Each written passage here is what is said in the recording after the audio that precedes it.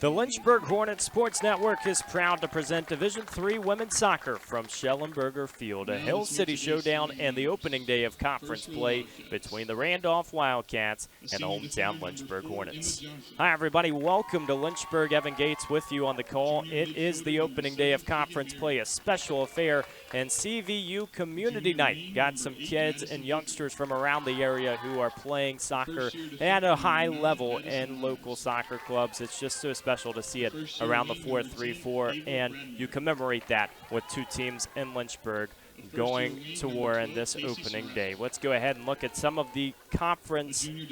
Let's rather look at some of the team stats coming into this one. Randolph and Lynchburg, two teams that have started on the right foot with winning records, but you do recognize that this is a Lynchburg team that is going to go out there and use their defense to their advantage. There have been 23 meetings in series history, and when you look at the sheet going into this one, all of them have belonged to the Hornets. In fact, Randolph has only scored one goal in the series history dating back to 1999. The Hornets defense is a large reason why, though those numbers will be inflated coming into this affair after a game against Emory where the Eagles put up 6 goals. It's a little bit of a different tale after 4 straight shutouts started the year for Lynchburg. They're trying to get back on the right foot, and that will take us to our players to watch. For Lynchburg, number 16 in white has been one that has really had a breakout year so far. Lauren Orner coming into this one with 4 goals on the season, a first-team selection last year in the ODAC conference, so you feel like she is going to continue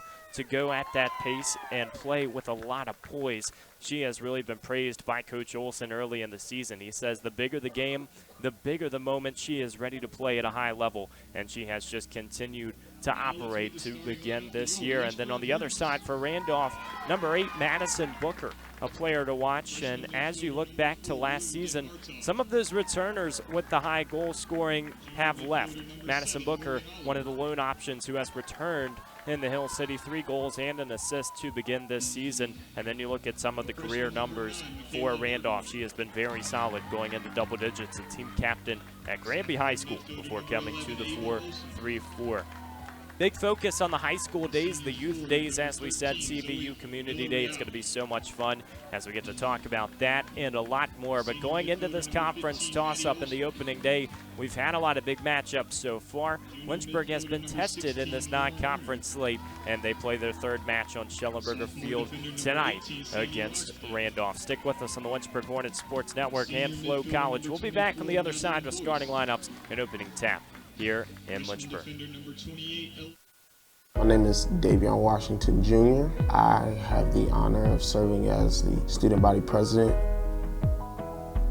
I have 5 little siblings. I'm the oldest of 6 siblings, and they look up to me. I'm setting the tone. I get to develop myself, make myself a better individual, but also I'm helping future generations, not even my family, but just future generations in general. I found my passion here. I found, the love for what I want to do. I just really had an amazing time here. It's changed, my outlook on life. You don't have to be famous to change lives. You don't have to be on the big screen or whatever. I change lives now, and I hope to continue to do that. Just same way that the University of Lynchburg has changed my life for the better.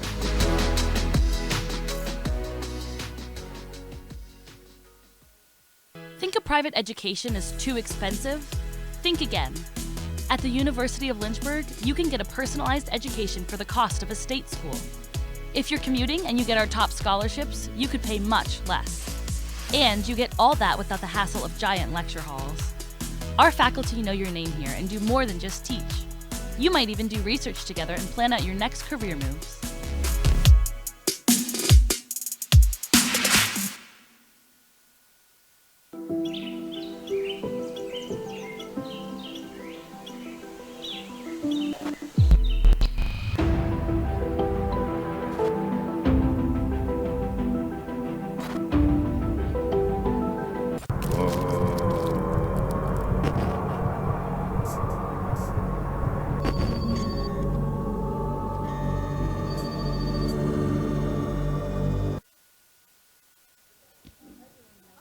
Welcome back from Schellenberger Field in Lynchburg, Virginia. The Hornets and the Wildcats, a rivalry affair to begin ODAC conference play. And speaking of conference play, we've got to take a look at some of the preseason conference standings coming into this season. And while they only mean so much at this point of the year as we begin going into those conference games, it is worth noting Washington and Lee has been a very solid club at the top ranked, and Virginia Wesleyan, the club that ended Lynchburg's season last year. The Hornets start third in the conference poll, and then you see as you continue down near the middle of the table, Randolph trying to get in that direction and get past 3 wins in conference play. They have 3 on the season so far, and that will bring us to some of those opposing scores from around the conference. The scores that start the day, Washington and Lee 4-0 over Virginia Wesleyan. They go on the road in one of their toughest conference games. They get a 4-0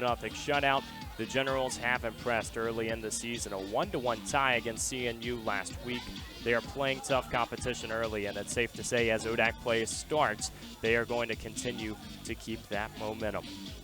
Just about ready here in the Hill City between Randolph and Lynchburg. Randolph in the black jerseys with yellow lettering. Lynchburg in the home whites with black and red trim.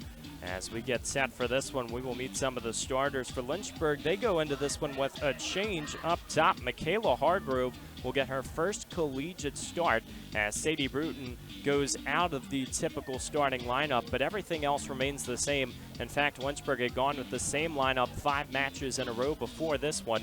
It reads with Kate Shepard in goal, started the year a part of those 4 straight shutouts, and Lynchburg's defense started to really show up in a big way. Sammy Rogstad, Zoe Villarreal, Lunden, Hartog, and Ella Fulmer on that back line with Maddie Olson in the center defensive mid spot. Lauren Orner, Morgan Oliver, and Ava Olson in the midfield. Michaela Hargrove and Madeline Boyce up top for the Hornets. As they get this one set, Randolph will have the opening tap. As we get things underway in the Hill City, a fresh 90 on the docket under the lights here on Schellenberger. Awaiting the opening whistle, and we are underway. For Randolph, the offense features Madison Booker, Ava Brandenburg, and Casey Sertas. 3 of those big contributors, and Madison Booker, who we highlighted earlier as the player to watch, one of those big goal scorers for the Wildcats, who will be part of the successful blueprint if they can find their offense today. Keegan Marion, Alana Ellis, Rosalind Jackson, and Amanda Ramirez-Rodriguez fill out the midfield with Emma Johnson, Addison Myers, and Kyla Lockett on the defense. Rachel Fields in goal, and the primary starter from last season. So she has continued to find consistency as the season has started. Both teams with winning records, and that's a great sign here in the Hill City just to see that the soccer culture is alive. They have been playing well to start this season, and Lynchburg definitely no stranger to success with Dr. Todd Olson at the helm. 21 NCAA appearances as the Hornets immediately start to find success. Madeline Boyce on the prowl now, goes out wide with an opportunity to cross, test the keeper, fist it down for her first action of the day outside of the first minute. And Lynchburg would love to get through the first few minutes unblemished in this affair. Emory really battered the scoreboard to begin the game. The second minute, they get the goal to go up and never looked back, a 6-1 defeat. Now Morgan Oliver out wide. Never afraid to take a shot either. She gets nifty with a few moves on the midfield. Better touch from the Wildcats trying to get the clearance. This is a Lynchburg team that rarely has losses by margins like we saw on Sunday, but Emory is number 2 in the nation for a reason. They went out there and really asserted dominance. 3 goals in the first half, 3 in the second, and the Hornets' first loss of the year. Brilliant pass forward and out wide for Sammy Rogstad. Starting to close in. Here is the cross, low hanging. Madeline Boyce had an attempt. Now the Hornets regather. Right outside of the box, Lauren Orner ready to go, but sniffed out this time. Lauren Orner's improvement cannot be understated. She is going to be one of those crucial pieces, not only just to begin this year, but going into conference play as Hargrove possesses a few taps to the outside. Zoe Villarreal moves. Villarreal, an interesting story as well. Used to be a striker with the Hornets. Missed all of last season, and now she is on that back line, but still has a lot of tendencies as Madeline Boyce closes in. The pass, and it's trickling over the goal line for the first corner of the evening. The Hornets in transition. Really not a surprise that they close into the pipes quick. Sammy Rogstad will go to take the corner, and 3 set-piece goals so far in the year for the Hornets. They have used their corner kicks very well. Masterful execution. We'll see if Rogstad can dip one into the bucket again. And swinging near the pipes. Perfect positioning, and Boyce couldn't get a foot on it. Tapped by Oliver, and still controlled. The Hornets stay in the zip code. Randolph lucky to have that one not find the back of the net. And the whistle is blown, but unfortunately against Randolph, who can't get out of the defending third. Brilliant free kick position. Lunden Hartzog, who picked up the goal against Emory, her first in her Lynchburg career. See what she has in store as the wall is installed.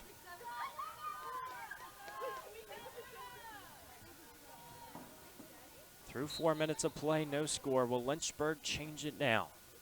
Den Hartog ready, and swinger that bounces off the wall. No problem, but Madeline Boyce now possessing. Tries to get the move to go towards the box. Rachel Fields already tested. It was a benign opportunity, but Lynchburg, when they get shots up, can do it in a hurry. Last time we were here at Schellenberger Field, over 30 shots taken against Meredith. Here's the freshman Ella Fulmer. Pass files all the way through, and Fields will possess. Lynchburg 4-0 when scoring first on the year, and 3-0 when out shooting their opponents.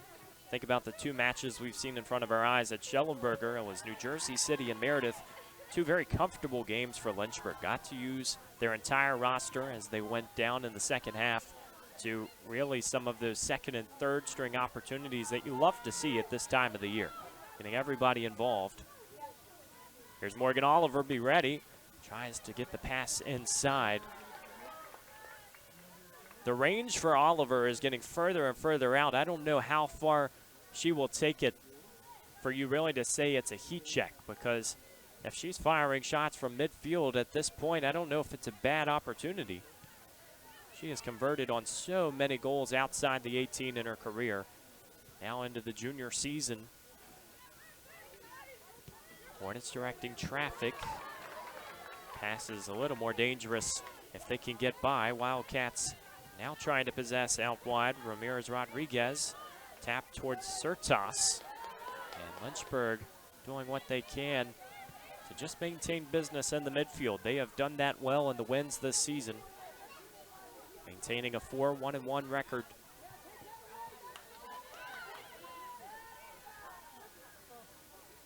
Lots of time since we've been together on Schellenberger Field. Got to go all the way back to that Meredith game we talked about, the Schellenberger Classic.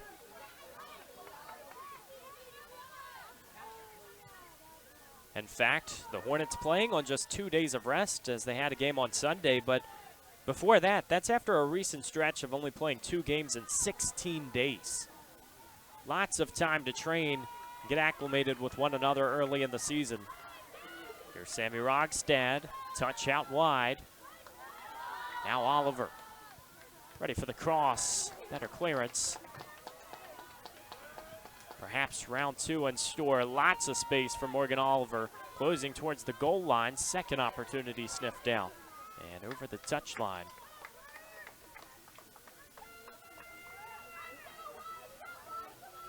So you go into a game like this, you're trying to make sure everything is under control. The last home game of September, as the cross lingers right near the goal.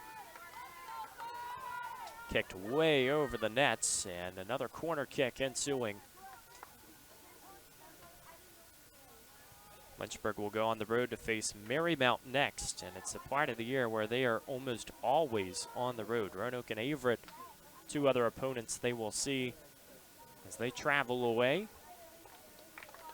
Corner kick lofted in the air, stays right in front of Fields, down on the turf, and it's cleared at the nth hour. Randolph trying to break on the other side. Maddie Olson, fantastic one-on-one defense, doing everything she can to stop Brandenburg, and gets the whistle to go with it. A veteran player. That seems to happen when you're a family member of the coach as well. Your IQ can go through the roof, but playing that sixth position, and especially any midfielder, understands that if you are beat on a few of those passes in a really tough territory, Morgan Oliver getting all sorts of attention in the midfield. Pass goes back, and the Hornets ready to set up shop again. Hargrove gets the ball out wide. Oliver giving chase, and once again over the touchline. If you're just joining us on LHSN, crosstown rivals Randolph and Lynchburg doing battle on the first day of ODAC play. Already mentioned the top two teams in the preseason poll met earlier today, Washington and Lee and Virginia Wesleyan. Big cross into the box. Madeline Boyce on the doorstep, stays right in front, but the whistle is signaled.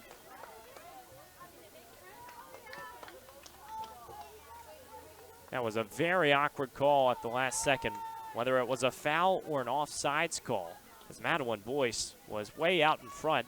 Goal line extended. Hornets have to wait.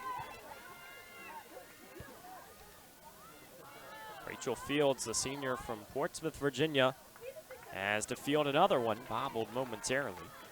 She started all 7 matches now for the Wildcats.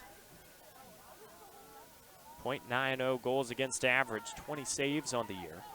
And that's a category she has really appreciated as a goalkeeper. Second in NJCAA last year with Richard Bland, or rather a few years ago, as she spent last year with Randolph. And that's just special to see that you can really test the waters and get to the top of those categories and use that in your change of scenery. Randolph, a team that has continued to try and move forward, trying to reinvent success. Kevin Porterfield in his 25th season. 2 long-tenured coaches going against each other on this Wednesday night. They've done it a few times here in the Hill City, and hence the reason it's such a special occasion as we celebrate CVU Community Night.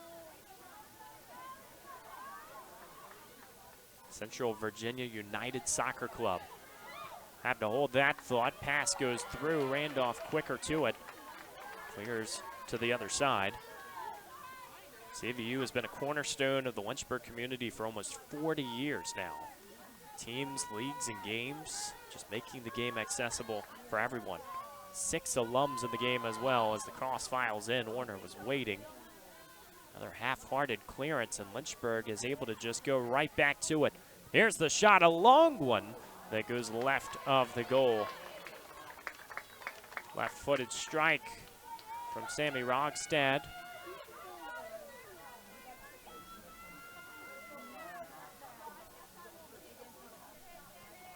Here's another look at it, and not a bad attempt at all. Tried to laser that one into the top left corner. Here's Hargrove, freshman in her first start. Out wide, one-on-one. Trying to just maintain possession. She does that and a little bit more. Now approaching the box. Tap to Maddie Olson. Gets the ball filing through, and Fields even better. Goes down to the turf again. The footsteps are creeping down the hallway. The Hornets can start to sniff it now. Randolph has had a few attempts where they've gotten it into that attacking area, but nothing to test Kate Shepard yet. Will now be the moment to send the ball weakly through to the midfield. Maddie Olson once again out wide as the Wildcats maintain possession. Maddie Olson, one of those CVU alums we were just talking about. Katie Paulette, Allie Smulik, Lainey Richmond, and Allie Castillo, all for Lynchburg. And then on the other side, Emma Johnson for Randolph, a Rustburg High School graduate. This is a better move. Wildcats going forward. Slow roller to Shepard, no problem. We mentioned it earlier, only 1 goal scored in the series history for Randolph. It's been 4 straight shutouts for Lynchburg. That goal came back just a few years ago.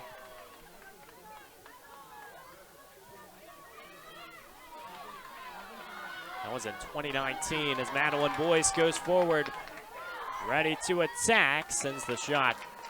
And no problem for the goalkeeper again. Fields doing well to keep her position. Madeline Boyce, someone looking to pump up that goal tally as she reached double digits last year. Has a goal on the year in her first 6 starts. It's been a committee effort for the Hornets offense. Move to the middle, pinballs around the Randolph defense, who has to be careful now, out of position. Zoe Villarreal was ready to go forward. All sorts of white jerseys. Now Fulmer, extra space, couldn't catch up. Look at the slide tackle and the effort. That's the attention to detail you love to see from some of these freshmen.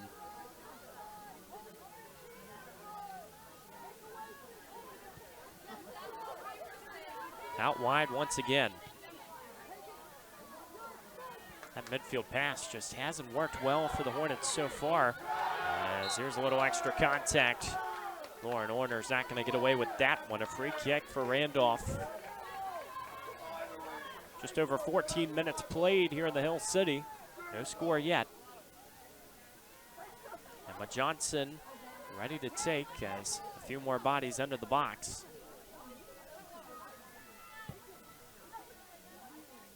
Sends it over everybody. Shepard will let it go over the goal line. Randolph 7-9-2 last season. Their last winning season was in 2018. Went 9-7. But so far, so good. An unblemished 3-0 record at home.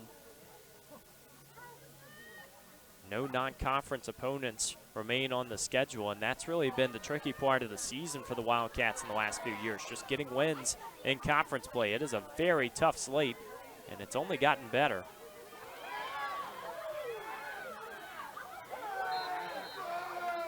Little extracurricular action again. The Hornets getting physical in the midfield, not afraid to assert that dominance, try to establish that physicality, but for now, the Wildcats have gotten away with it.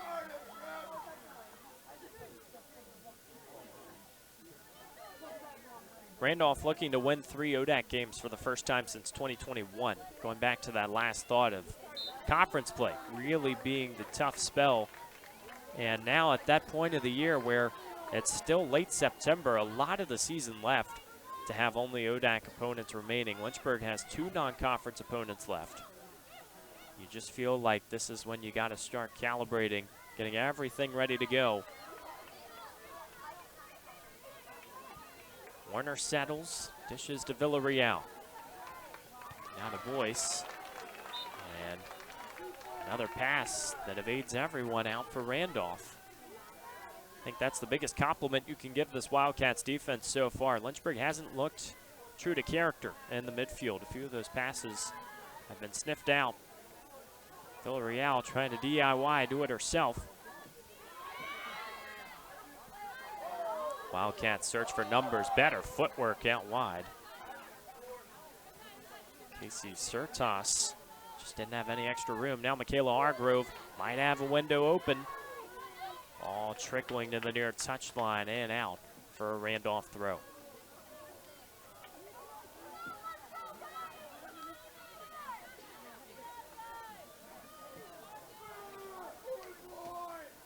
Actually change direction. Referee initially signaled for the Wildcats, so now Villarreal takes it. Goes right to the foot of Boyce, and this time it's a Wildcats throw. Talked a little bit about Randolph's record in the last few years. Well, Lynchburg has done very well because every season under Coach Olson, excluding that COVID year, have had double-digit wins. That is something very few programs can say. You have the 10th most wins in NCAA women's soccer history. It's definitely a case for success. Hornets weaving in and out. Here's the shot. Sails over the net.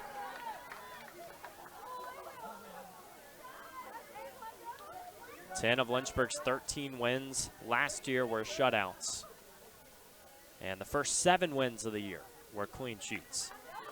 Hornets a very similar trajectory when you look at this defense, and the biggest point of emphasis is it's a very different defense. Lost their 3 backline players. Sammy Rogstad, the lone returner, who has just been sensational. Don't think you can really put Zoe Villarreal in that mix because she has changed positions and has done both of them in the past. Villarreal with the ball in her hands, trying to find a Hornet. No vacant space as the Wildcats have done everything to try and clear. Next throw in, Madeline Boyce, who's been heckled all evening so far, that near side, not getting any space. And the Cats take possession.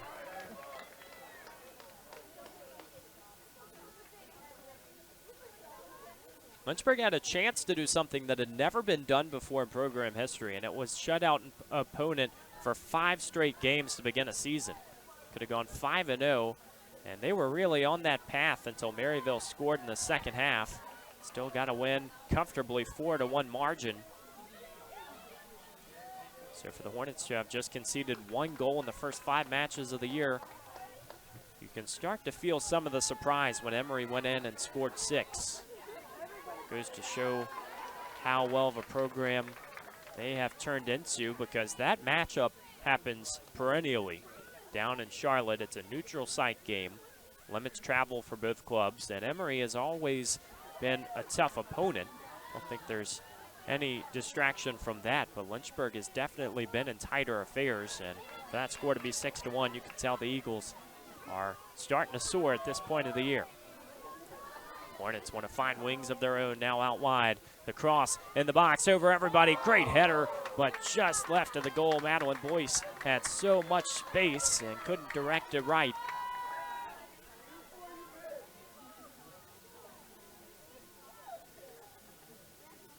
That's been the Hornets' best opportunity so far, and just a microcosm of some of the other crosses we've seen on the day. That's a better touch to get that open space. Lauren Orner was right there as well, looking for goal number 5 on the year. Got to feel like Madeline Boyce is going to get one if she keeps occupying that space. She's been all around the net so far.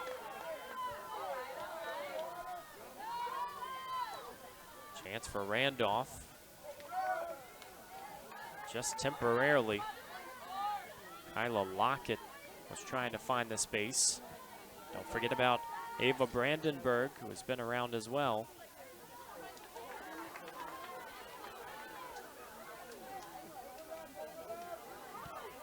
Charge forward, Villarreal trying to get there. The Hornets veterans out wide, and here's Villarreal, ready for the foot on it. Takes a bounce, Fields has to be careful. Climbed the ladder to make sure that ball stayed in front of her.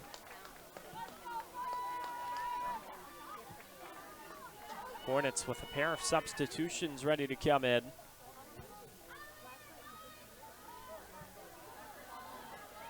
They're not ready for a whistle yet. Want to try and keep this transition as Morgan Oliver's pressed out wide. A little extra contact will warrant a whistle.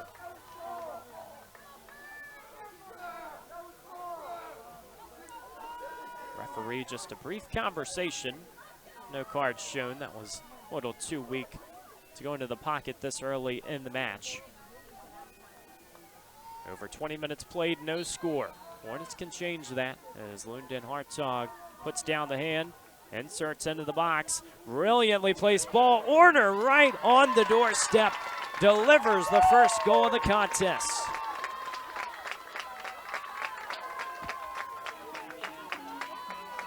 Not the strongest contact you'll see all night. Just enough for the Hornets to inch in front. Lauren Orner, goal number 5 on the year. She has a healthy habit of going for the net. Lynchburg finds the first score after really being battered early in this game. They have had the attack the entire way. Cross is placed right in front of the net, just hadn't gotten that opportunity. Hornets convert, and it's 1-0.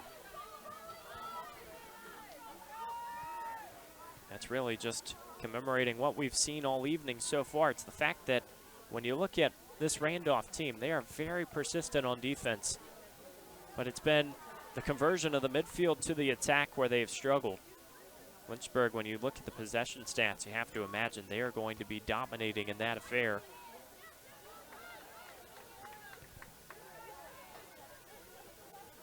Lauren Orner, goal number 5 on the season, which, by the way, is the most she's ever had in a season with the Hornets.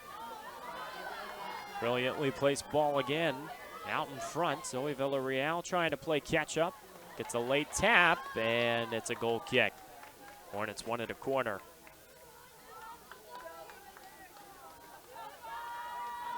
Eight shots for the Hornets. 1 for the Cats. But the one that matters falls at the foot of Lauren Orner. Another goal that originates off a set piece. We've talked so much about the corner kicks. Well, this one off a free kick, and Lundin Hartzog did just enough to put it right in the breadbasket for Boyce and Orner at the front of the attack.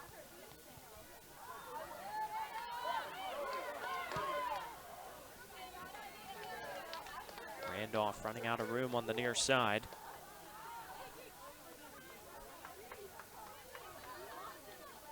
Hannah Phillips, Riley Wampler both enter the game for the Hornets, occupying midfield positions. There's a tap to Hargrove.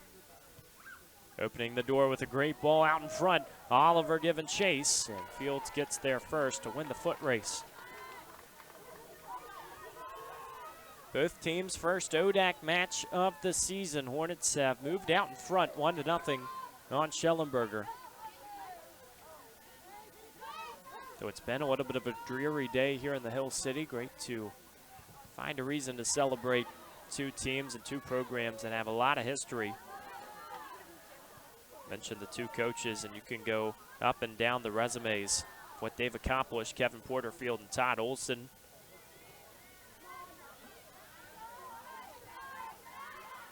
Perennial programs that have a lot of respect for their culture. And the Hornets have just continued to not only go to the NCAA tournament, but develop athletes who enjoy the winning culture, and they enjoy doing it together. No Hornet has graduated under Coach Olson without getting a championship ring. And he is in season number 32, now 509 wins for the Pittsburgh native. And he will always give credit to his staff. Of course, Natalie Beasley and company do such a good job getting everybody on the right page. But as it goes down to the postseason, which he is always excited for, says it's a new season, you feel like that staff shows up and shows out. As Elise Pham enters the contest. She replaces Morgan Oliver on the far side.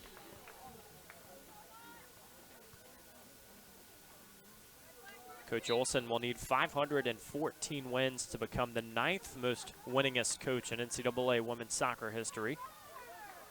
Becky Burley occupies that 513 mark.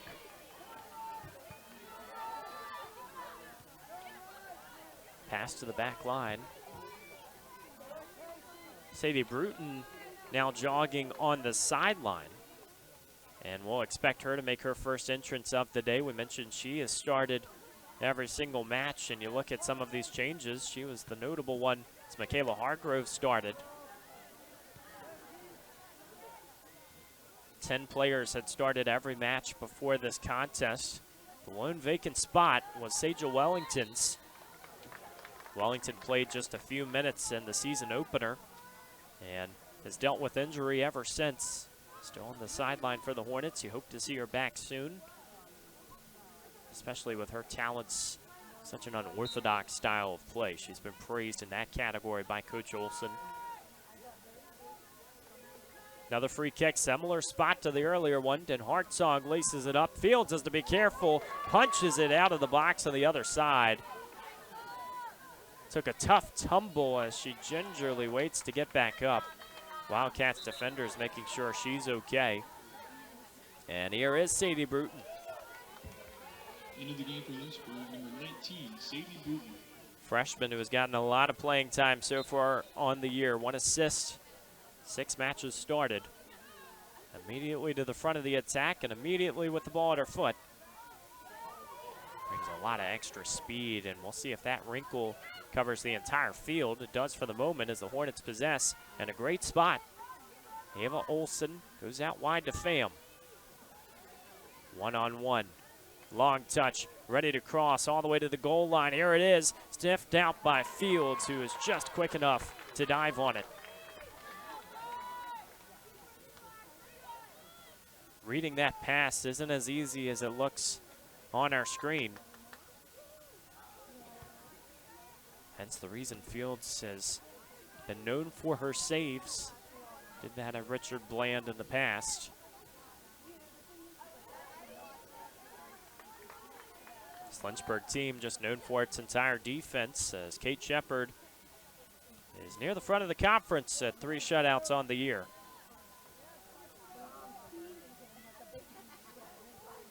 Hornets trying to tune another one in to begin conference play, and then non-conference opponent on Saturday. Fulmer, long pass. Warner won't get there. This ball starts to become a slow roller, but it'll find its way over the goal line.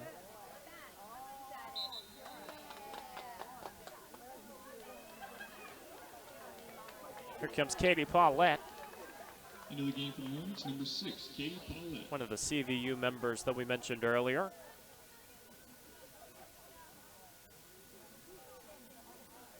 Also, a very special factor in it is the local kids, because you see so many of these players who have been in the Lynchburg area for their entire life. Katie Paulette from Appomattox starts to show the respect they have for the number of schools here in the Hill City.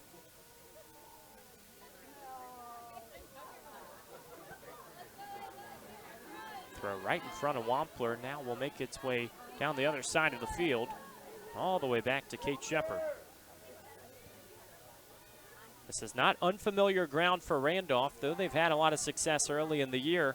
They got the win versus Salem last time out after trailing 1-0 to start that match. Scored 2 unanswered to get the winner, as Sadie Bruton is in a brilliant spot. Touch to go to the middle of the box, and now drawing off the ball. Better defense as the Wildcats respond. Caught the back line napping momentarily.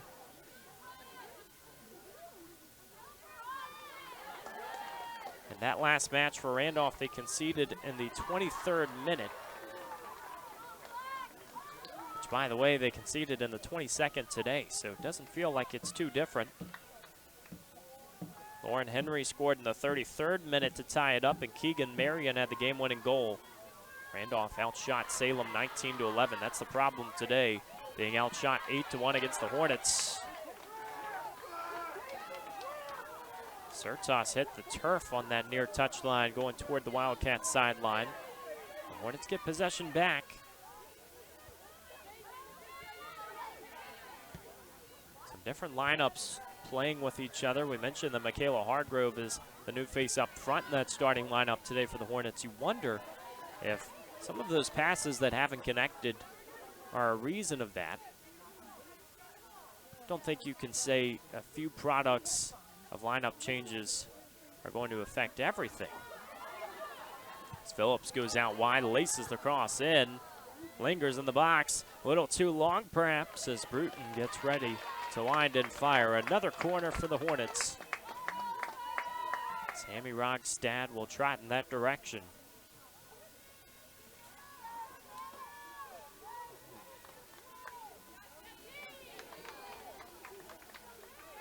Rogstad on the year already with 2 assists.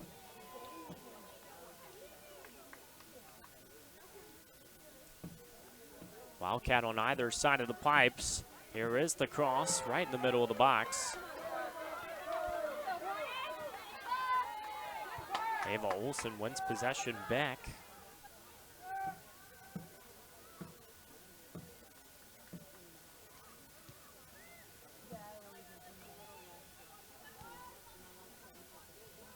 Seems like Lynchburg has every ingredient, but that final conversion. They're missing one pass to get toward the goal. Is it going to happen here? Hannah Phillips looked and tried to go out wide.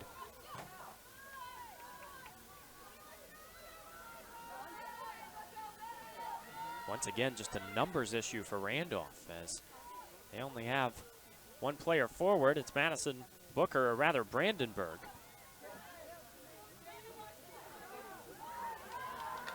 Great move from Wappler, back out to Pham. Tons of space, trying to direct to the middle. Hannah Phillips was ready, but watches the ball sail all the way forward. Tegan Casey will make an entrance for the Hornets.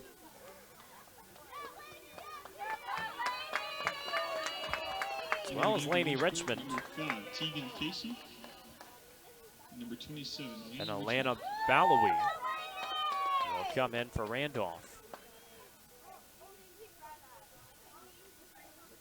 11:20 to play here in the opening half. 1-0 Lynchburg.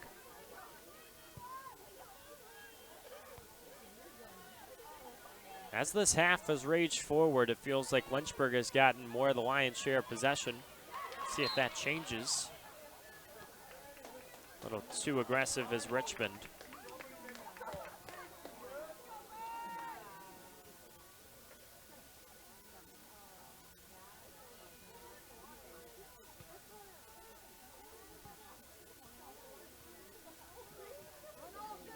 Long wait, free kick fired, and takes a bounce in the direction of the Hornets. Fulmer doing well to just let this one roll out. It's exactly what you want to see from that freshman crew. Having the confidence one-on-one as well. That's not always easy when you go to the collegiate level.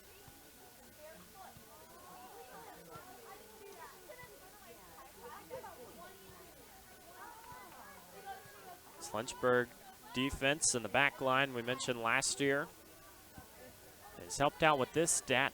The Hornets have held their first two opponents scoreless in the last 3 seasons. So if you want to start the year on the right foot, that's how you do it. That trip to Salem boded well for the Hornets this year.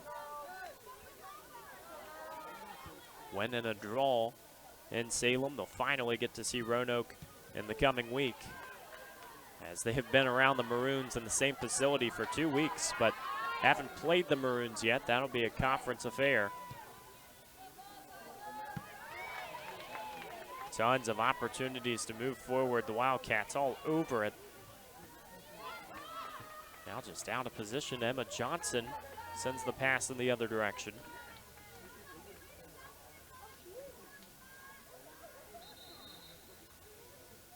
For a team that has only scored 1 goal in series history, I don't think Randolph has looked too far out of the fight in this one, because they've had opportunities to move forward. It's just been that timely strike or opportunity that we haven't seen.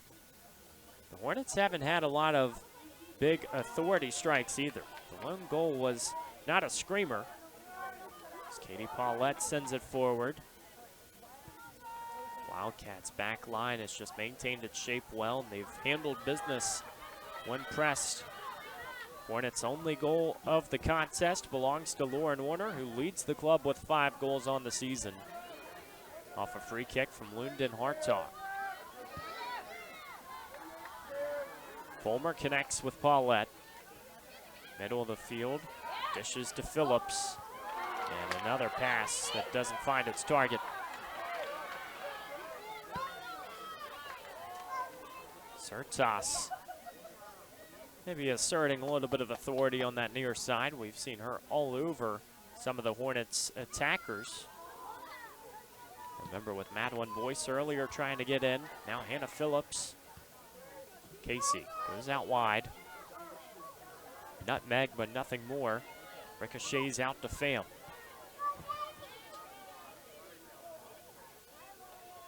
Who wants that next opportunity? It'll have to wait.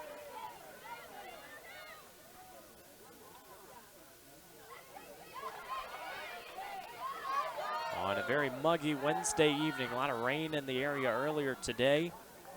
Turf obviously still very much playable for any rain contest, but we were just hoping for the fans' sake that it would all be dry by this time. You see some puddles along the track on the far side.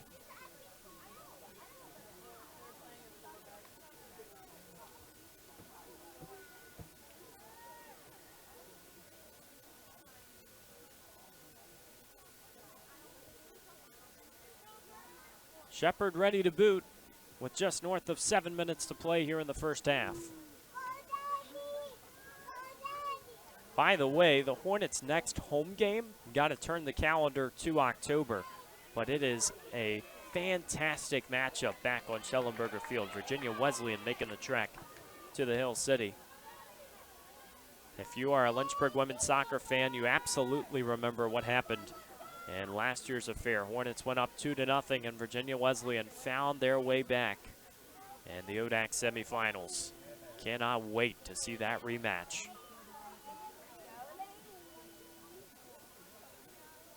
October will have a few more home games than we've seen so far in the year. 3 in September, 5 in October. That'll be the first.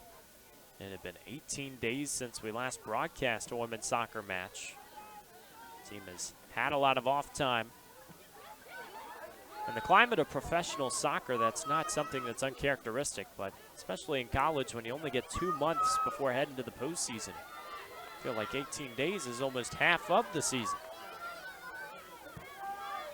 Fulmer ready to insert to a cutting Tegan Casey. Files out, and the Hornets will have a throw. Maybe wanting a little extra pace. The problem is they haven't been able to possess long enough. Sertas gets it out in front again, but Randolph can't find the target. Lana Balawi was right there, maybe making another cut. Sertas with double trouble on the defending end. And Lynchburg won't get the throw as referee reverses the direction. He says Randolph will keep it. Have to feel like Kevin Porterfield has felt very confident in his team's play so far. Though the offensive side hasn't attacked at the rate you'd probably want. Lynchburg has just been thrown off.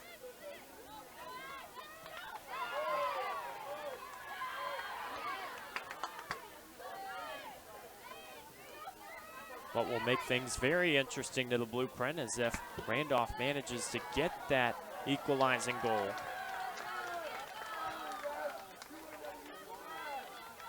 Right now slogging their way back down the field, little by little. Header in the area and a nifty touch, but won't find anybody, and Elise Pham trying to reverse the field. WildCats all over it again. Here's Madison Booker, nifty move, still outside the 18. Hornets defenders all over and has to stay right in her place. Formulated very efficiently. Now the problem is the numbers have to start getting back. Randolph gets a touch on it. There's a reason Madison Booker has put up 13 goals in a Randolph career. Start to see with some of the fancy footwork.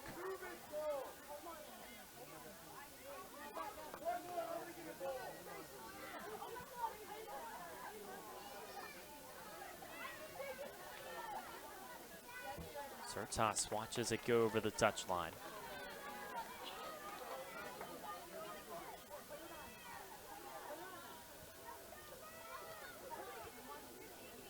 As we mentioned earlier in the broadcast, Randolph starts the year 3-0 at home. The problem is this one isn't at home on the road at Lynchburg, but they still are in a little bit of a home stint, as 3 of the 4 games at this point of the schedule will be played at Wildcat Stadium. You look up and down their schedule, they will have gone from September 18th to October 3rd without leaving the confines of the Hill City. That is exactly what you want in the middle of the season. The problem will be when you have that road trip, does your team respond? Semester only gets tougher in the classroom and all the other factors that go into it, and that's where your culture part has to really show up.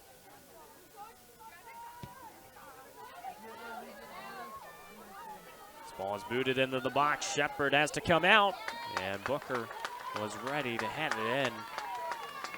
Just a tick shy and a little short.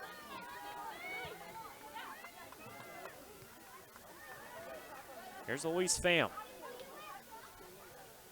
Trying to find any target. That through ball has been the Hornets' friend. It just hasn't been there in timely spots when they have tried to capitalize on that midfield passing.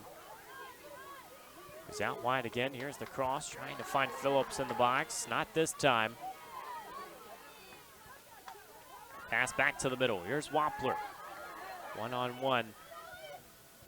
Tries to thread the needle. Taken away, and Den Hartzog resets. Out wide, here's Sadie Bruton showing off some speed.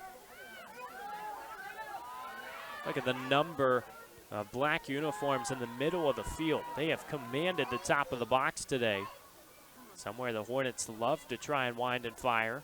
Morgan Oliver, we mentioned earlier, someone who has really put a trademark on it. This time, gonna roll out the other side for a goal kick. 80 seconds to play in the first half.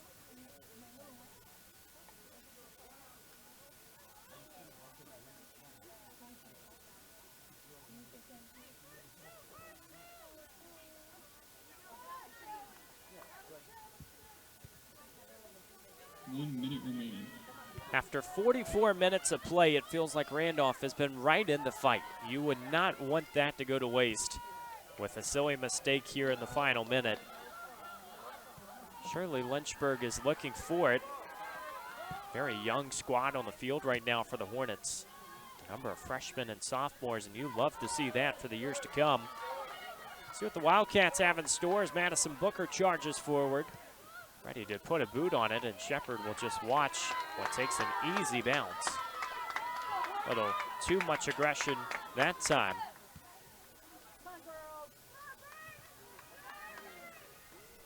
All told, the numbers still favor Lynchburg. 8 shots to 1 in that category, 3 corners to none. The goal belongs to Lauren Orner. Right in front of the goal, a free kick entry from Lunden Hartzog. But nothing more for the Hornets in the opening 45. A tight battle where the Hornets have scratched and clawed their way forward, 1-0 in the Hill City CVU Community Night, and a lot to celebrate as we will get set to take a quick break. You see some of the physicality on display. It's been a frustrating night for Lynchburg, and Randolph has been all over it, but the one goal belongs to the Hornets. Right in front of it, Lauren Orner doing what she does best and putting another goal in the tally. 5 on the season. The Hornets up 1-0. We'll be back.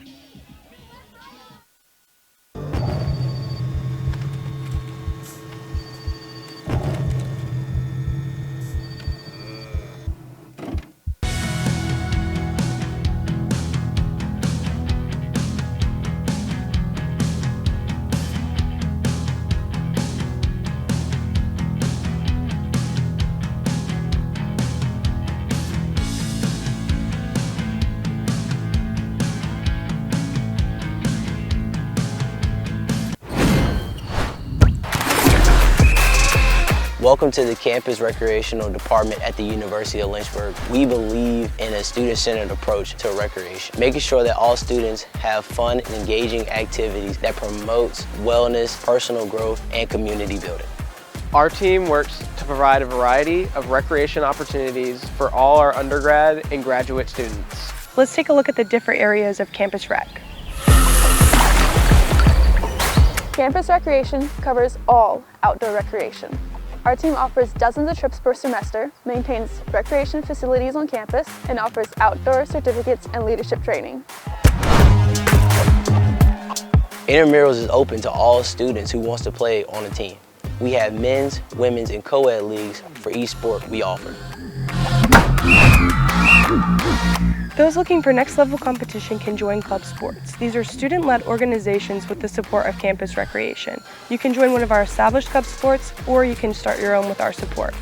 Campus Recreation offers an excellent amount of opportunities to stay active, make new friends, and develop new skills. We hope to see you soon.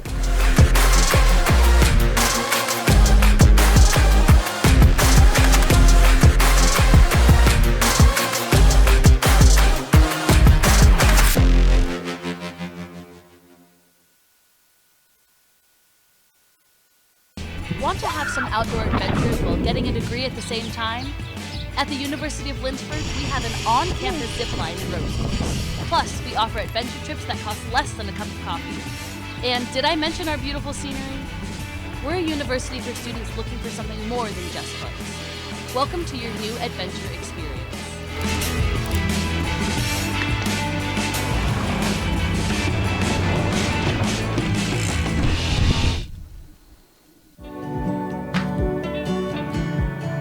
I wanted to be a physical therapist probably starting about halfway through college. I love the concept that exercise is medicine. We're starting to discover that exercise really can remedy many of the things that we thought that only surgery or only drugs could remedy in the past. When the student comes here, it's because we believe in them, it's because we want them here, it's because we believe they'll be successful. The faculty here are devoted to their development, not only academically but also professionally. We're not so inundated with things that we don't have time to make students one of our highest priorities. We have your back. We're gonna help you through that. If you're willing to work, then we're willing to put the work into it and the effort to help you succeed.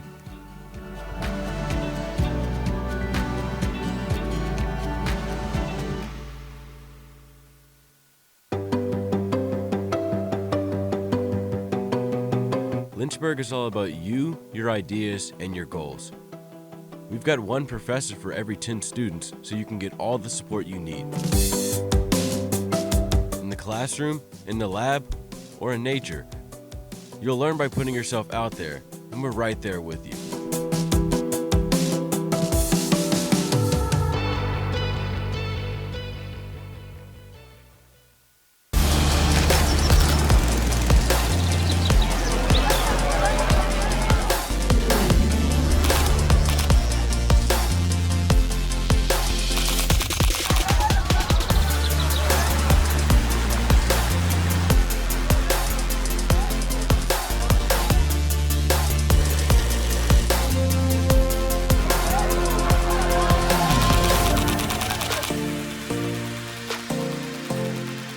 Be ready for anything, okay?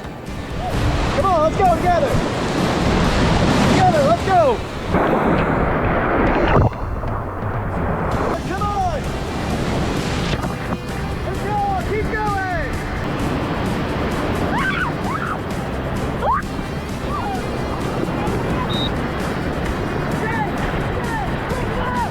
There's the best of it.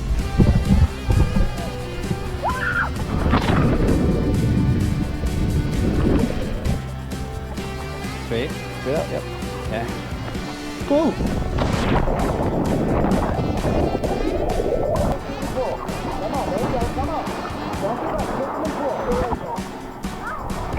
Good one. Alright guys, you see the meat grinder down here?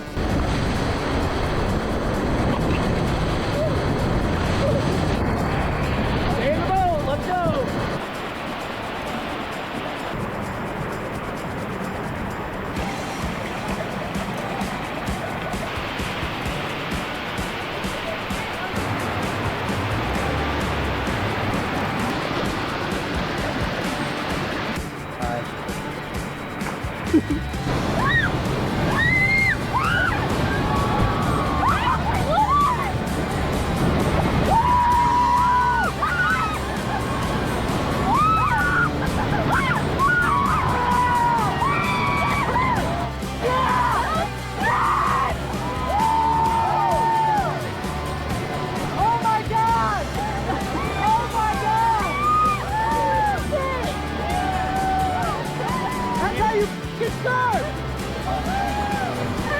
Camera?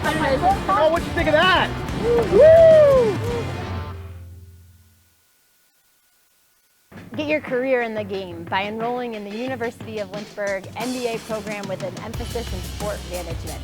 This program opens the doors to new possibilities for a variety of careers, from being an athletic director or working in athletic administration to working for professional organizations, your favorite team, to running a local Parks and Rec department. And employers are increasingly requesting and preferring individuals who have postgraduate education, specifically looking for an MBA.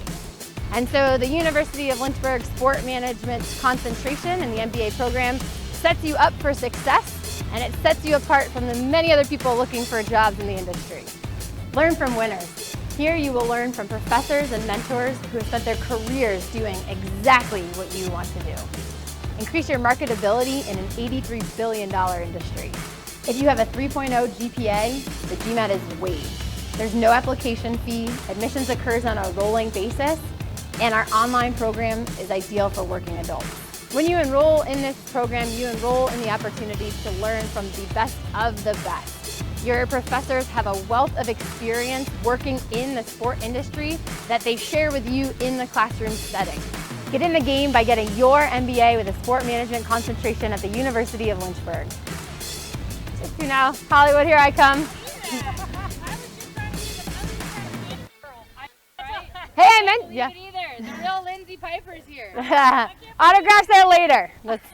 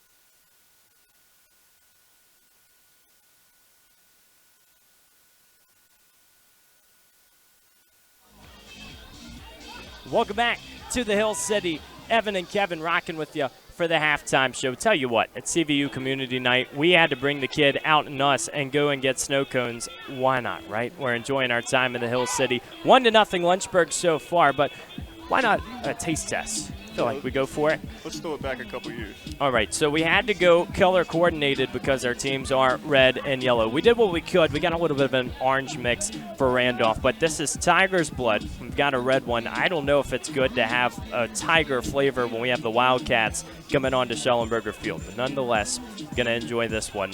I have taken a few bites already, so I cheated a little bit.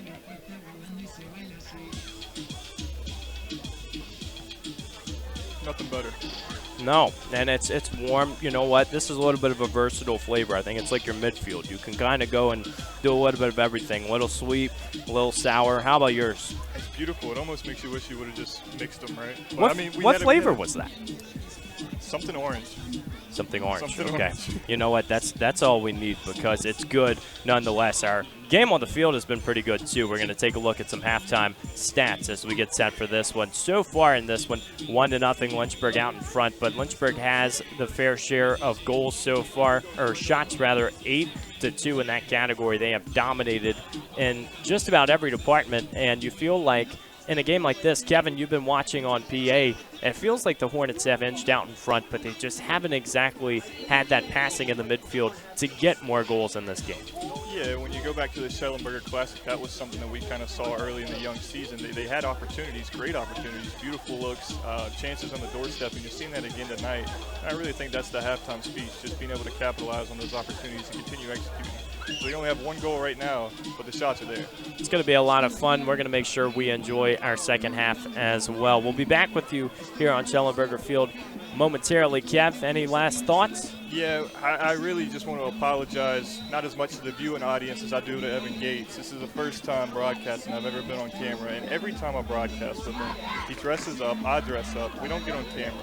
I do PA because of the light crew today, and here we are. So my apologies to Evan Gates. Well, you're repping the Patrick County Hoops sweatshirt. You know, we've got the location out there. I'm glad you didn't come out with a plain T-shirt or something. That would be the real problem. Yeah, it's a little hot to be wearing a sweatshirt, but, you know, I had to throw it back. We went to kids. That's right. We went to being back to kids. We're enjoying it and loving it here on Schellenberger. We'll be back in the Hill City in a moment as we get set for the second half. 1-0, Lynchburg in front.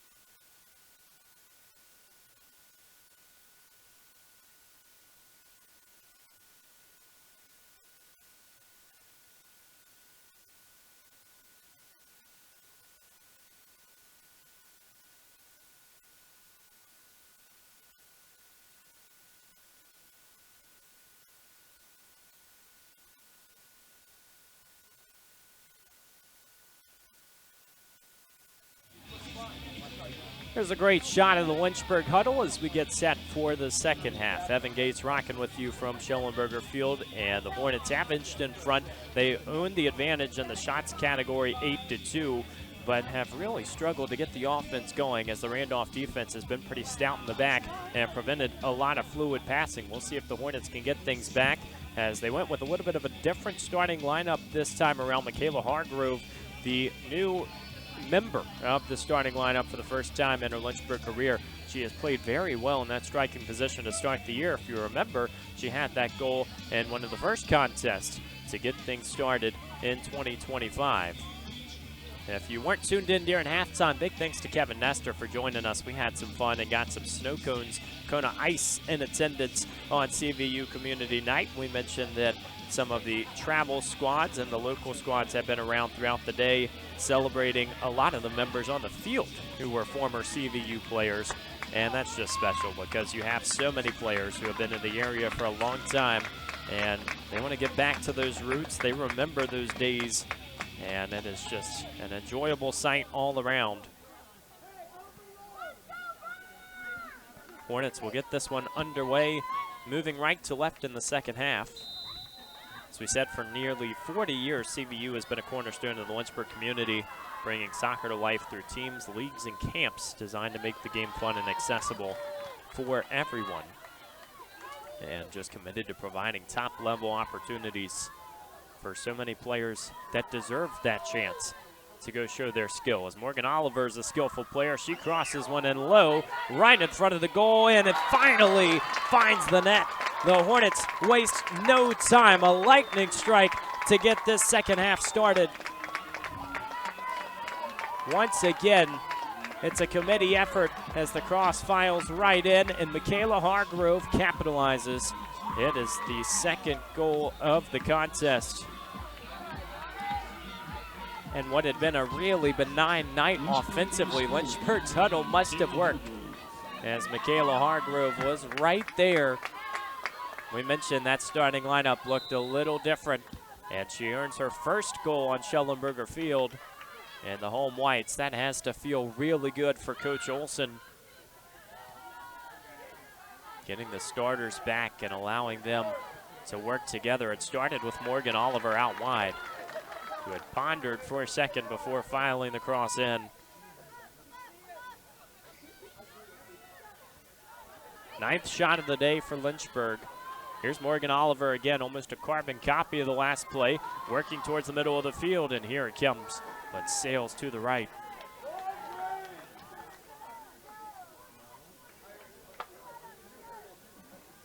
A few extra fans making their way out to the track here on Shelley.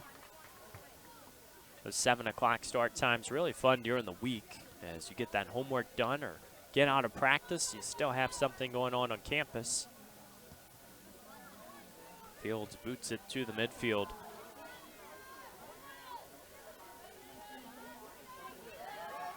Talk about a frustrating start for the Wildcats after playing so well in the first 45 minutes. Felt like the Hornets had a little extra pep in their step.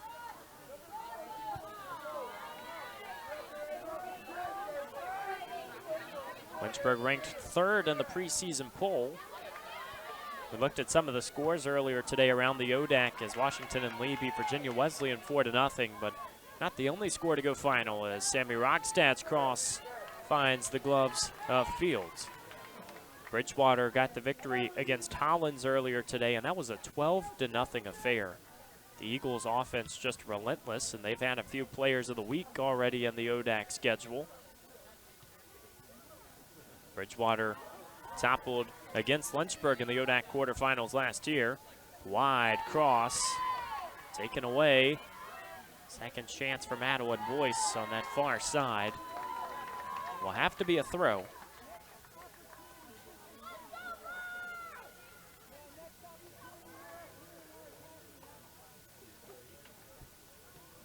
Taken in closely on that far side.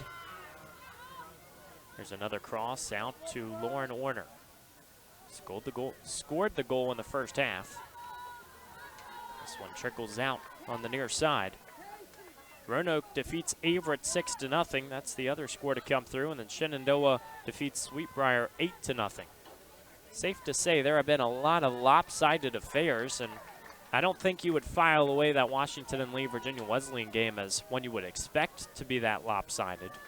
Marlin second in the conference in the preseason poll as Rachel Fields leaves her post to make the save. Another opportunity where you feel like the Hornets have just charged the box at a high level.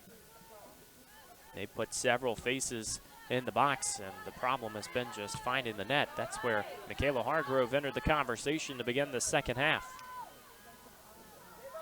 Here's Morgan Oliver. Fancy footwork to go out wide, one-on-one. Ready with the entry. Goes over the head of Madeline Boyce. Was clipped at the end, so it's a goal kick. Last time these two teams met was last year, October 12th. Lynchburg won 4-0. That was across town. If you're just tuning in for the second half, remember Lynchburg has dominated every single match since 1999 in the recorded series history. They've only allowed 1 goal, 22 shutouts. They handle business by committee. And Randolph is not an opponent that is always at the very bottom of the ODAC. We mentioned earlier, I think you are safe to say more of a middle table team when you look historically at the last few years. That's definitely the aspiration, to go out against some of these teams and be productive. Wildcats have to be careful now, trying to press up. Madison Booker doing work to get all the way back. Here's Morgan Oliver again. Ready for the foot race. Directing towards the middle. She goes with another long shot. Left of the goal. So Rachel Fields collects and gets ready to distribute.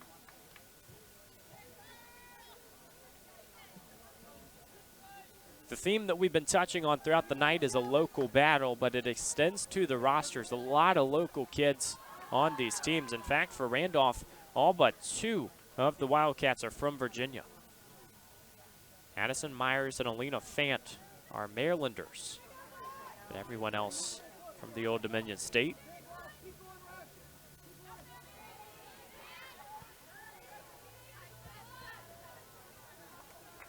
Lynchburg has a little extra variety on their squad. Still heavily concentrated on the East Coast. That was a big collision. Ava Olson went up for it, and Keegan Marion hit the turf.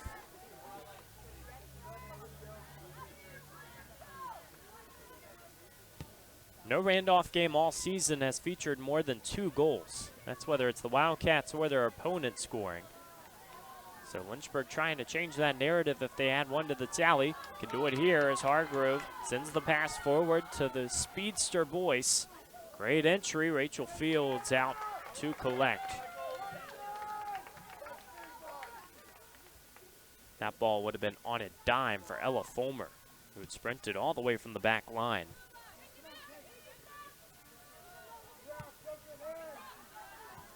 Once again, Hornets try to target Morgan Oliver. Out wide, ready to go, ready to fire. Here it is!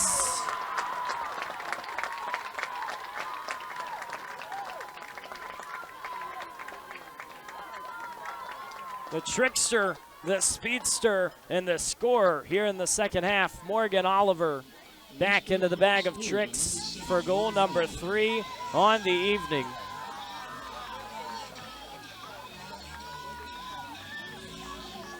We cannot advertise it heavily enough. Morgan Oliver will shoot it from Jupiter. And the outer orbits finds the top shelf, and Lynchburg adds on to the lead.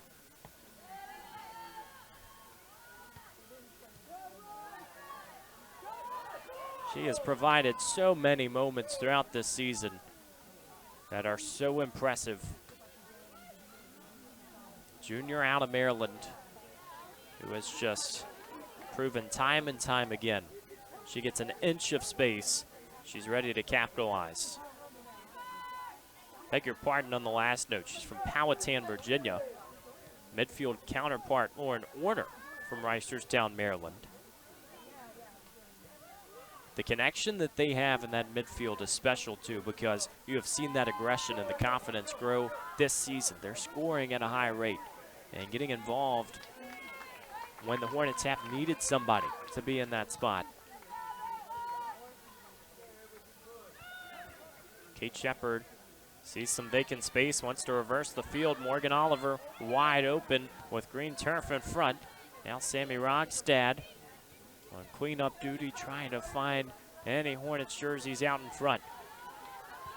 On the prowl, pass forward to Hargrove. Takes a few footsteps out wide, looking to converge. Here's another cross, just too high for Oliver.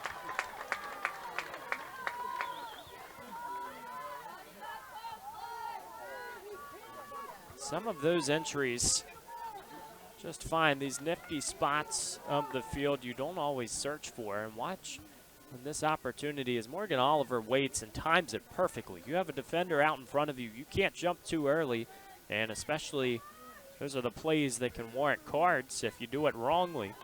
So this time, Oliver's the victim of some sharp contact. Michaela Hargrove all the way out and takes too heavy a touch. It'll be a Randolph goal kick. The opening day of ODAC play. A game that will definitely be tough to dissect after a first half where the Hornets just couldn't connect on an opportunity. They look much different in the second frame. Morgan Oliver ready to pass in, and it'll be a corner. Looks like it's Morgan Oliver's to take.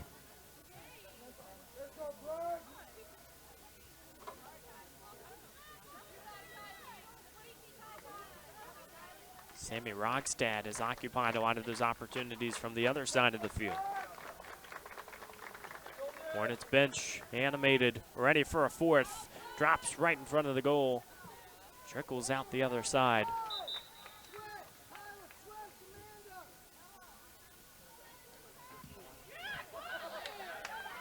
Two changes in store now for the Hornets. Ellie Goldberg is into the match, and then a goalkeeping swap. Coach Todd Olson thinks 3 goals is secure enough a lead as Kylie Cass will have some time for her 4th appearance on the year. Kate Shepard's book is done. Lynchburg looking for another shutout.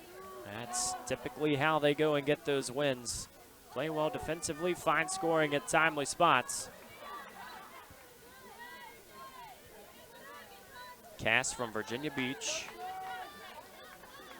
Hasn't allowed a goal yet this season. She was the starting goalie for all 4 seasons in high school at Floyd E. Kellum.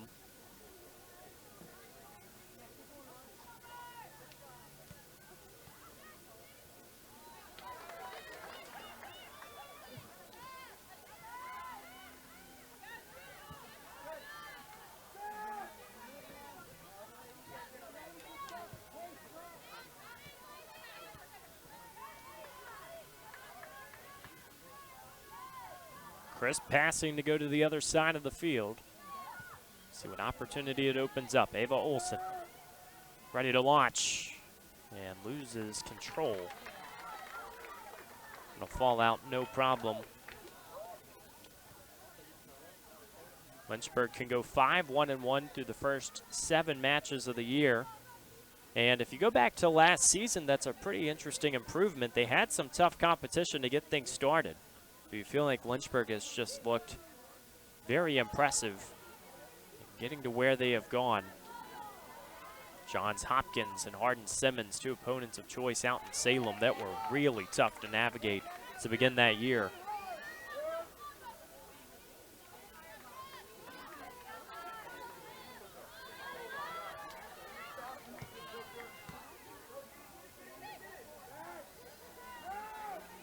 Three different goal scorers so far for the Hornets. The midfield partners, Lauren Orner and Morgan Oliver, each add 1 to the tally. Don't forget about Michaela Hargrove, the freshman. Played out wide, another corner for the Hornets off the deflection.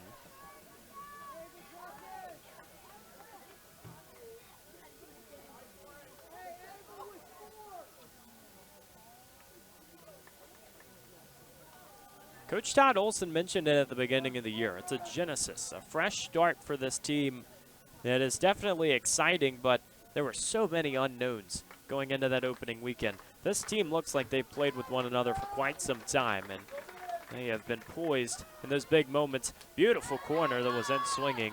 Exits out the other side.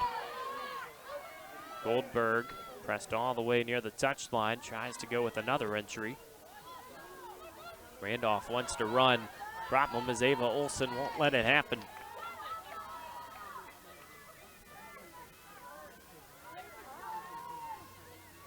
I think a lot of the chemistry you can chalk up in the midfield will come over time. Ideally, you want to keep each sector of the game with a lot of teammates that have linked up before.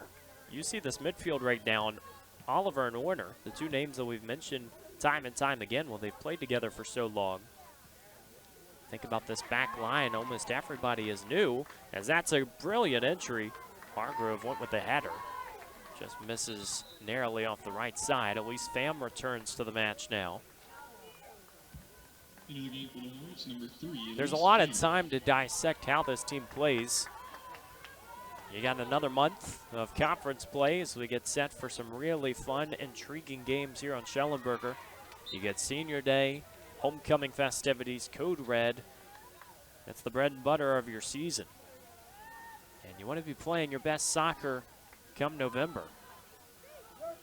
So it's questions like that, even down to the starting lineup today. One change from Coach Todd Olson. We'll have to wait and see. Hornets ready for another.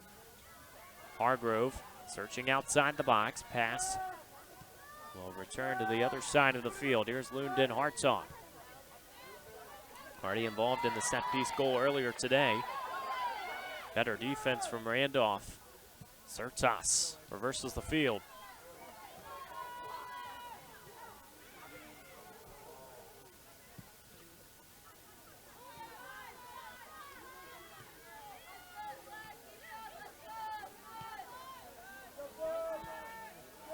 Going back to some of those festivities, think about last season when the Lynchburg Hornets had themselves a very interesting start to the homecoming game.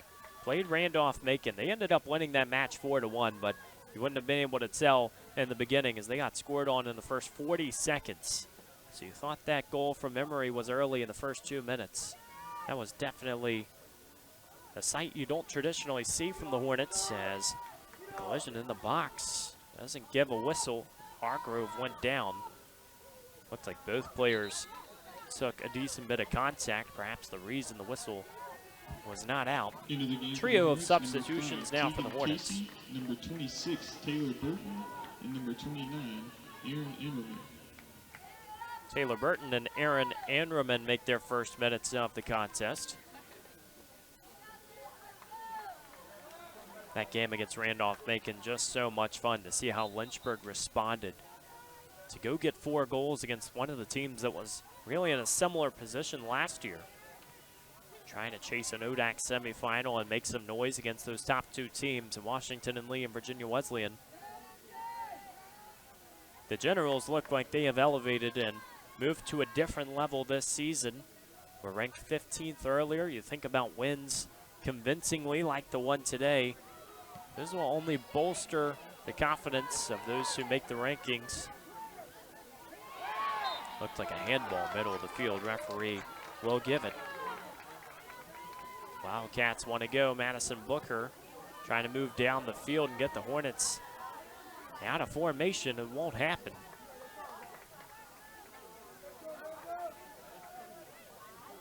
Inside 30 minutes to play here on Shelley.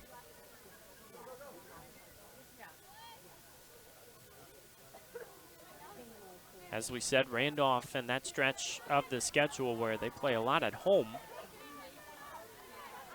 Saturday is their next match against EMU at 4 o'clock, and that's Senior Day. Very rarely do you see Senior Day festivities in the month of September. Wanting to get one of the earlier opponents. Brandenburg ready to fire. Shot takes a ricochet. Second opportunity, nothing doing. And the Hornets get this one out. Next match will be Wednesday, October 1st against Sweetbriar. That's a 7 o'clock start time across town. Another game for the Hornets, number 14. Hannah Phillips and Riley Wampler back out there. A duo we've seen enter at the same time throughout the season. A lot of those pairs that Coach Olson is trying to hammer down.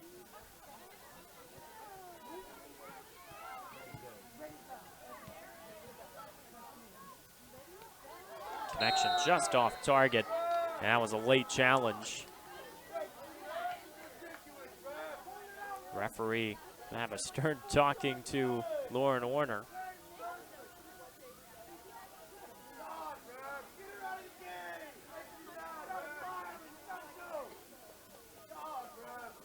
Warner wearing that captain's armband. Take another look at it. You just see that right foot tries to go down in the shin level. Never something you want to see, and Warner's such a competitor. Never someone who's going to go be an enforcer. Cats will boot it to the attacking third. Randolph ranked 9th in the ODAC preseason poll, so you always feel like that's the target on your back. You want to go and try to elevate your position. only so much that you can give those rankings, but you also know that this team is hungry. Kevin Porterfield always trying to field a successful club. That is a great pass to Elise Pham with space. The cross hits the defender. Sammy Rogstad wastes no time. The entry's back in. Pham sends it all the way back to Den Hartzog.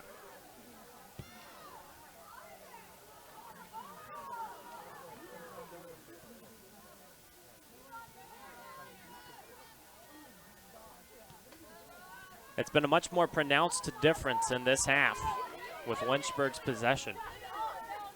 You feel like, yes, they're possessing very similarly to how they did in that first half, but the possession they have had has resulted in a lot of chances. Started with the first 2 goals of the half. Here's Lauren Orner going out wide, give and go action, and a lot of empty space. Goes to Wampler left side. Charging out to Pham.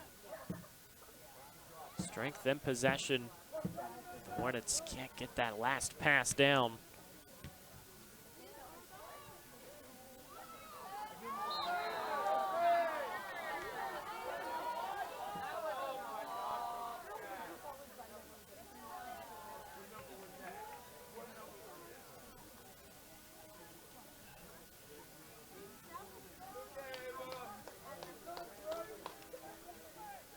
That time of the match where you feel like Lynchburg, if they can just maintain, keep everybody healthy, that's going to be priority number 1.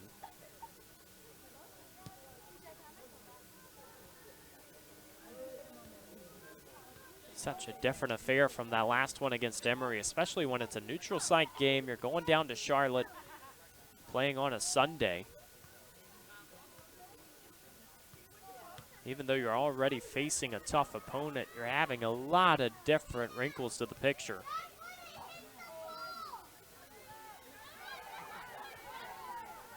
Wampler ready to set up shop. Pass denied just momentarily. Here comes Tegan Casey, who runs into a traffic jam, and a free kick is given.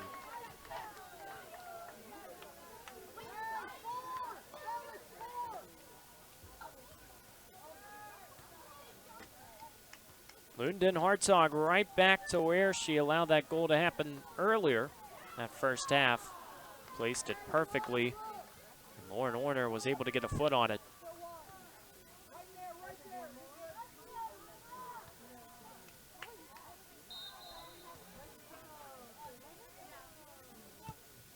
There it is, goes right for the goal. She felt like she had that one. You don't always see a direct attempt. Didn't miss by much. This is definitely a situation where you would love to start testing that out. For Randolph, number 23, Noelle Kaiser, and number 25, Madison Ray. 2 substitutions for Randolph. Noelle Kaiser and Madison Ray.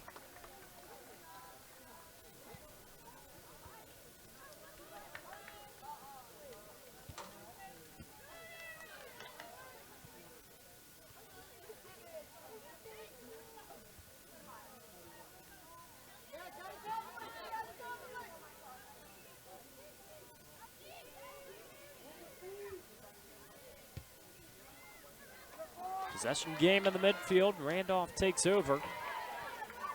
But once again, the strength of the Hornets has really been impressive. You're starting to see a lot of the veteranship, even from some of these players that aren't exactly juniors or seniors. That's something that Coach Olson really emphasized at the beginning of the year. He said, the sport doesn't really know age. Grade is irrelevant to us as a coaching staff, and we want the players that are going out there with the most IQ. Someone who's going to go and want to win and stay hungry. Safe to say the Hornets don't have a problem finding players that want to win, because every season we mentioned how Coach Olson hasn't graduated a player that hasn't gotten an ODAC championship. The culture has been there for sure, even in one of the tougher conferences in Division III.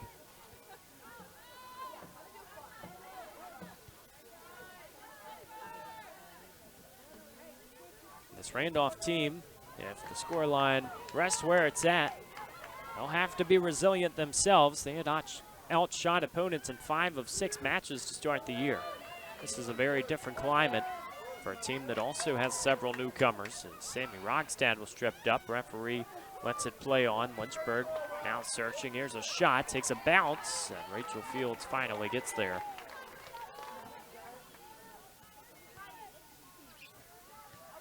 The only time that Randolph had gotten outshot this season was against Meredith, 13-7, and they ended up tying at 1 apiece. Common opponent as the Hornets handled business here against Meredith a few weeks ago. Cross taken away for the moment. Lynchburg sending bodies forward, and that's going to be a dangerous free kick.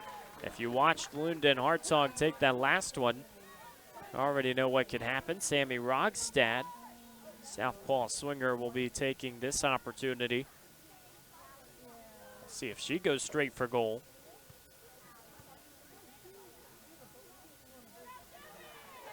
Rogstad, a prime example of one of the younger players showing up in big spots, just a sophomore, and last year in her freshman campaign already in some of the biggest games of the year. This is a beautiful kick. Fields has to jump on it. Had a lot of spin, and sometimes you see it come out of the gloves on impact.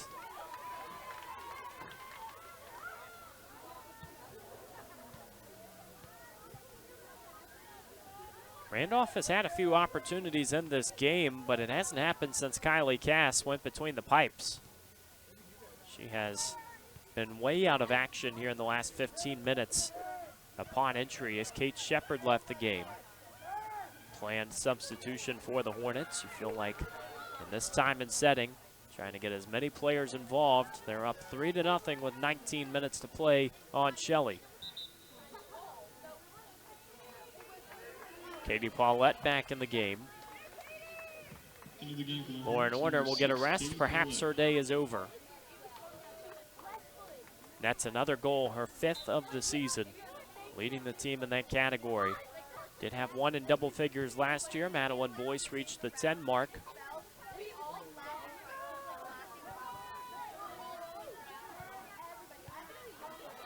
Quick passing as Randolph presses forward. Maybe getting the product they wanted as they get their foot on it, but it'll be a goal kick for Cass just left of the flag.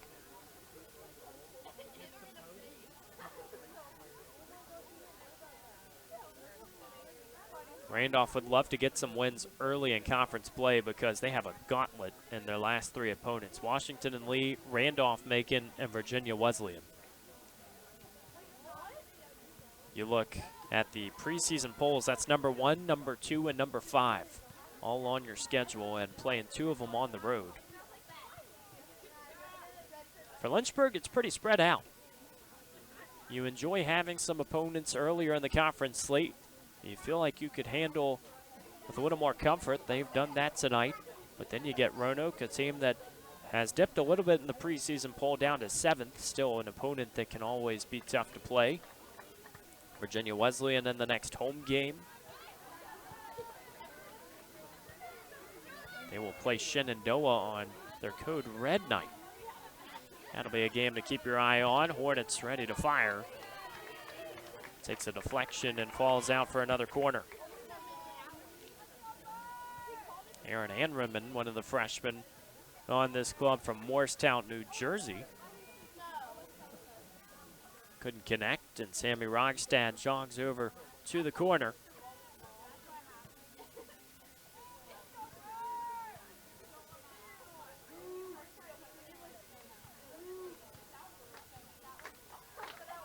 Set pieces have looked good so far this evening. There's a goal in store, brilliantly placed. Then Hartzog get a header and a kick. Did it clear the goal line? Referee hasn't signaled. Right there for the taking. Fate would have it that Lynchburg would be inches away. But another great pass. Then Hartzog puts it out in front of Rogstad, who loses control. Out to the Lynchburg sideline. That'll wake you up after 10 or 15 minutes where we've seen these two squads trade possession in the midfield. Really no pertinent threats. Hornets saw a window and tried to climb through. Anderman, great pass. Tegan Casey goes right, and Fields with the save. Second opportunity, flies through. The cleanup crew right in front for the taking. Lynchburg puts up a 4 on the scoreboard.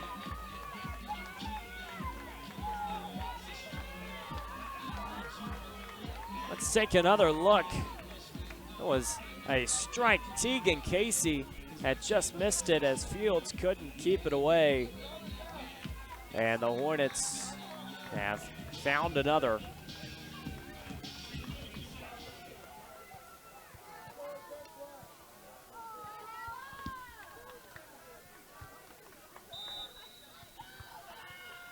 Fields has really struggled with possessing some of those shots today.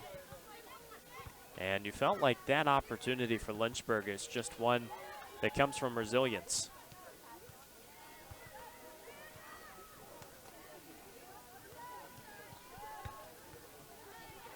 Upon our first look, it was Hannah Phillips who netted the goal. We'll have to go back and check as it was a quick convergence. Getting a lot of celebrations on the sideline as she went out of the game, so one would expect that might be because of what was a really nicely netted shot. Tough angle to squeeze as Katie Paulette takes a stab.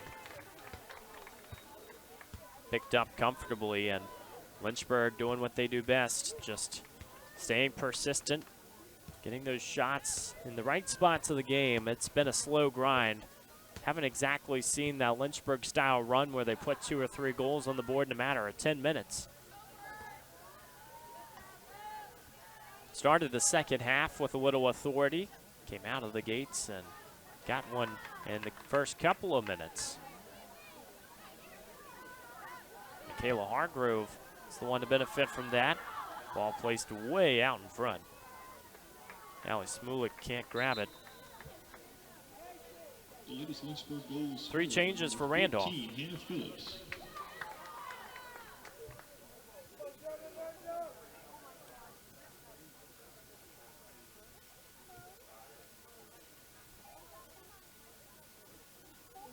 Hannah Phillips, 2 goals, 2 assists in her freshman season. Earning that likely spot out on the wing, and she has played very well as of late just to start the year. You look after an offseason, especially after freshman year, for that progression and players who have a little extra confidence. Hannah Phillips just looks like she has been very poised. A speedster out on the wing. Ready to cross, but as she proved, ready to shoot.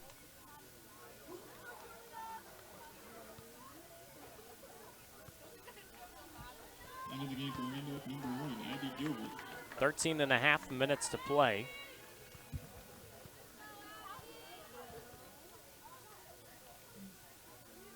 Julia Byrne out there for the Hornets now, and Rachel Fields will leave the match.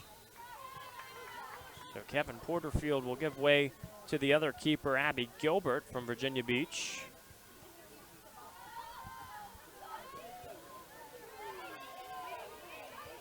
This Randolph team trying to find its identity, especially on the attacking side this season. That's going to be a big part of the blueprint for Kevin Porterfield. You recognize you want to get wins, but you also want to set yourselves up for the years to come. Thinking about who you lost last year, Sterling Woodward is the name that comes to mind. All-ODAC third-team selection, led the team with 10 goals in 2024. She had 30 in her Randolph career. So that's tough to graduate a player with that type of resume, and then you're also losing one of your grad students, Carlin Wright, who had 4 goals and 2 assists last season. Actually attended Jefferson Forest and played with Vic Newman, a name you'll remember if you're a Lynchburg women's soccer fan from the last few years. Another one of those local kids.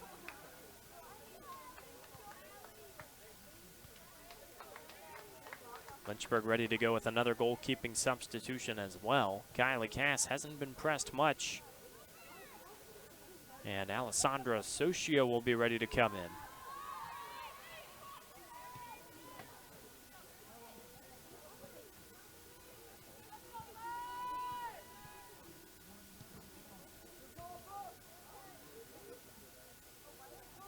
Lynchburg possessing the midfield a little bit better in these last 10 minutes. Some of those short passes have started to bode well. This one a little longer, almost looks like a through ball. This one goes out for the Hornets, now staying wide. Better defense just to press it out to the touchline. Ella DeChavo was on that near touchline doing what she could just to keep the ball in bounds.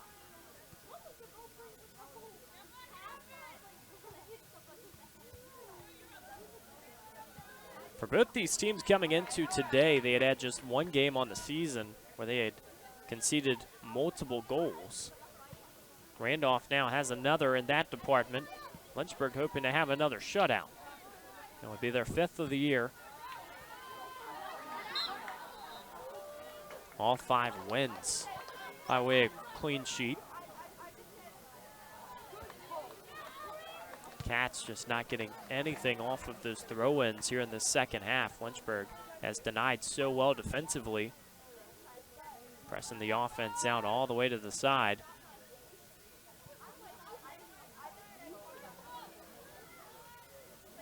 Madison Booker crafty to get possession in the attacking third and lost control. Will be a corner kick for the Wildcats.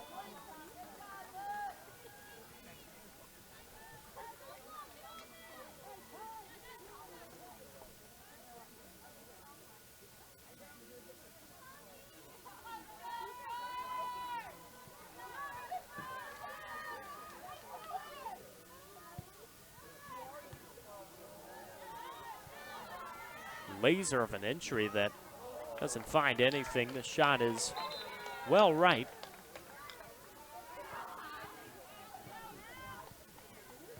Three changes for Lynchburg. We mentioned that Socio will go in goal, but not the only one for the Hornets, as Grace Gaskins will enter along with Yara Moskovich. So Kylie Cass heads to the sideline.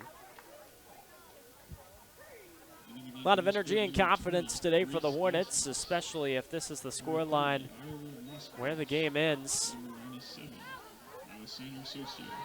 Randolph has 2 shots on the day, and those were both in that first half. Hornets have done well to also put opportunities between the pipes, not just with goals, but shots on goal, and those are the ones that matter the most. When you're not getting those big moments, are you still being consistent? Today, 6 of 13 have been directed on frame.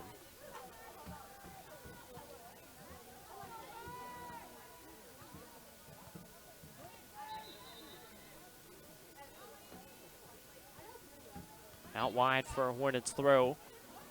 9 minutes to go.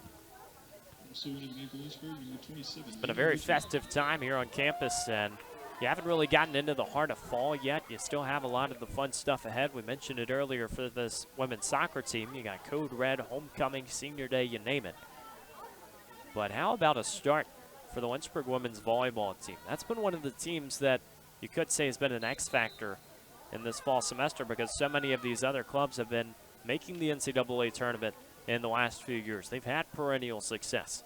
That team is entering uncharted territory. They had a win last weekend against number 6 Washington and Lee, and that felt like absolutely everyone was talking about it. Went 5 sets, decided by 2 points. Couldn't ask for anything better on a Saturday afternoon, and just makes things excited for the next few years. Hornets had a shot. This one notched out. The Wildcats doing what they can to keep that box empty. It only happens for the moment. Lynchburg's ready to go back. Pass right to the middle. The chance sniffed out. Took 2 deflections as the Wildcats collided in the box. Looks like a pair of teammates. One of them was Emma Johnson, who hit the turf. Both of them up, and it looks like everything's okay. But overall, it's going to be a very fun time in the Hill City for the next month or so. Randolph right across town, hoping to have the same as the corner is taken away. Gilbert hasn't seen a chance yet. Another opportunity, Lynchburg just sending droves forward. Another shot that will be easily prevented.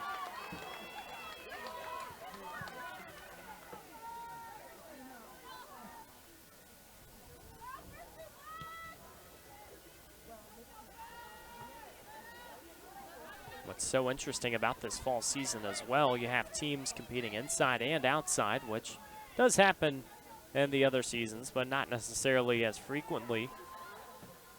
Volleyball plays so many games compared to these soccer teams. So we just said it, it's been 18 days since we last talked with you on a women's soccer broadcast.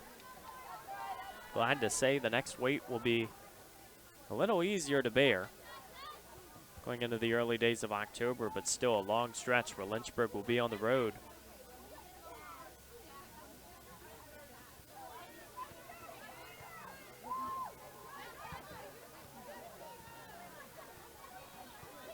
Aiming far side of the field. One of the freshmen, younger players getting some time now, trying to acclimate. This ball rolls over the goal line for a goal kick. Abby Gilbert will collect and distribute.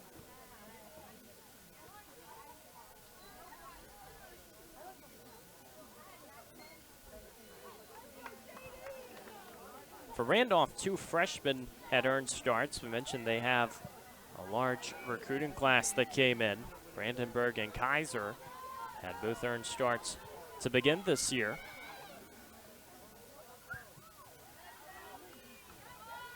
You love to just establish a foundation that you can build upon in the years to come. You also wonder with these 2 coaches, how many years are left? It's going to be a question that you feel like is asked more and more as they continue throughout their tenures because they've been so successful, the winningest coaches in program history at their respective schools. Coach Olson has just peppered the stat sheets. When you look at some of the top 10 lists, we're not just talking about Division III soccer, we're talking all levels. Brilliant pass forward and a touch that goes over for a corner. Took a late deflection. Sadie Bruton will come in. Into the game for Lynchburg, number 19, Sadie Bruton.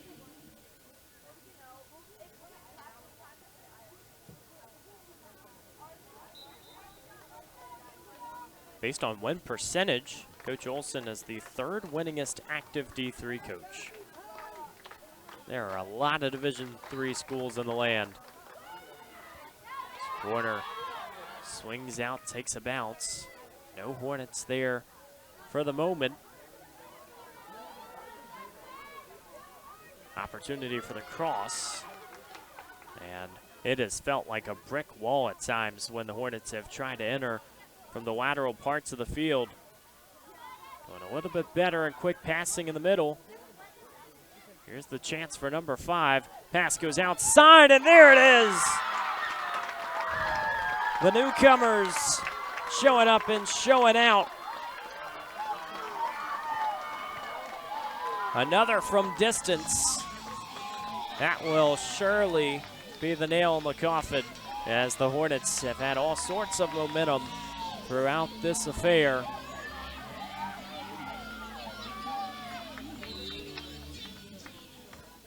Look at the poise to go left side. Nothing Gilbert could do. And she keeps that low to the ground.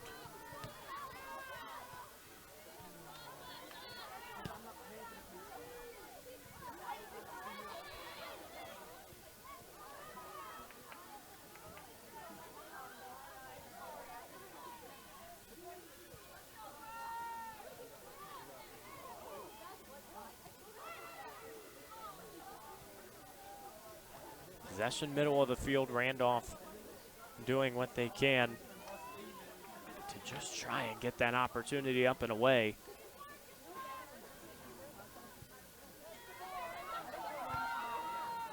From our vantage point, it looked like Ella DeChavo just netted her first goal as a Hornet. We mentioned so many of the freshmen are out there right now. You're trying to figure out when you get your moment.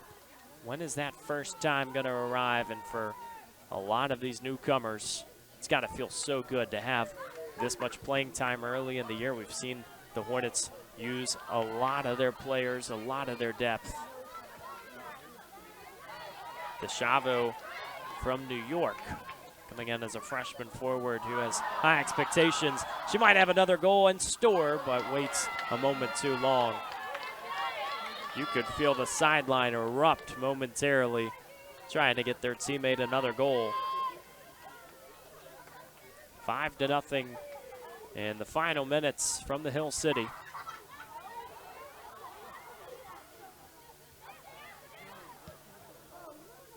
This time, that cross goes well over. Gilbert will have a goal kick.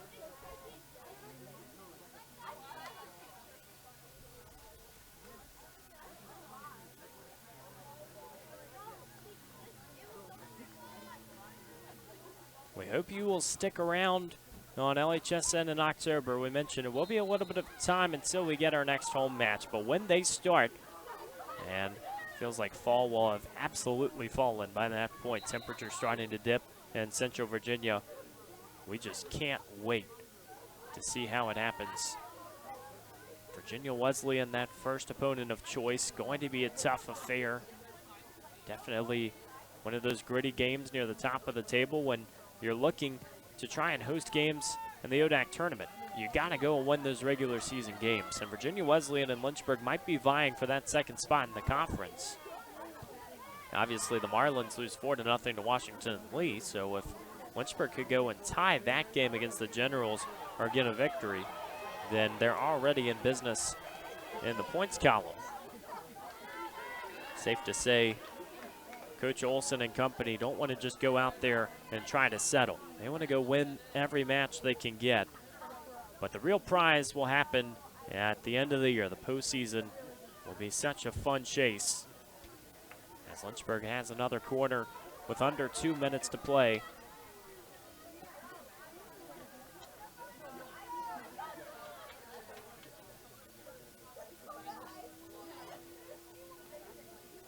For Randolph, as they enter the heart of the ODAC schedule, we mentioned they're trying to do what they haven't done in the past and reach new heights. Cross right in, but just staying to the left. Flirted with that far pipe upon the entry, and so far a lot of these corners haven't necessarily looked rehearsed. More of a freestyle from Lynchburg. You know people are cutting at the right time, and it certainly has been practiced. But the versatility and the number of options have been on full display. Hornets chance for one more. But the tap forward, DeChavo going right side and a few yards away from the pipe. Randolph, since 1999, will be 0-24 against the Hornets, who have dominated the Hill City Showdown.